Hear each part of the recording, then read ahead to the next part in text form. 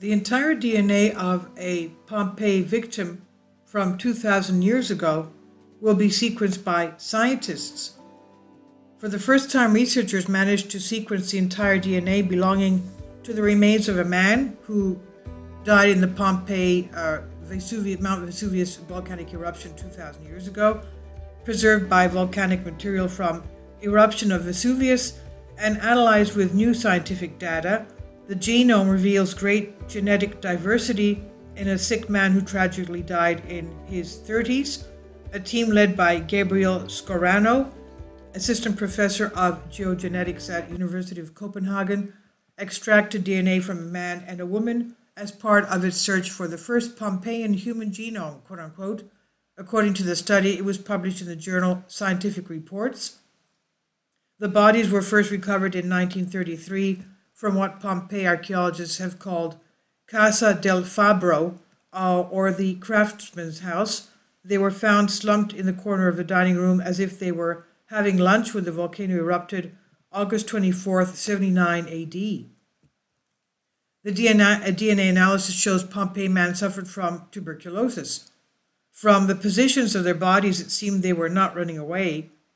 The answer to why they were not fleeing could lie in their health conditions.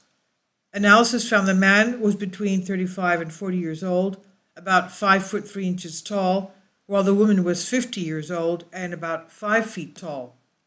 The genetic study found that the man's skeleton contained DNA sequences that suggested he may have had tuberculosis before his death, while the woman is believed to have been affected by osteoarthritis. So this could have been the reason for which they waited for it all to finish, maybe in the security of their home, compared to other victims who were fleeing and whose remains were found in open spaces, Viva said. The technology in genetic analysis allows scientists to sequence genomes.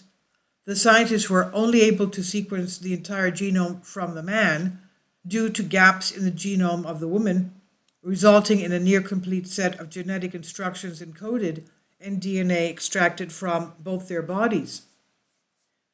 Serena Viva said, in the future, many more genomes from Pompeii can still be studied. Viva is an archaeologist from the University of Salento and a member of the study team, and this is what she told The Guardian. The victims of Pompeii experienced a natural catastrophe, a thermal shock, and it was not known that you could preserve their genetic material.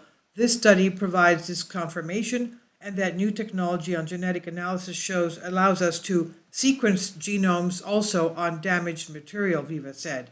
And I've translated this for you from a Greek article. I'll leave links below for you. Please leave your comments. Thank you for your support. Kindly support my Patreon account. The daily posts are 5 videos daily, and they are totally different from what I have on my YouTube channel. Thank you so much for your support and that you find all my content so interesting. You'll find the Patreon account details in the description box below.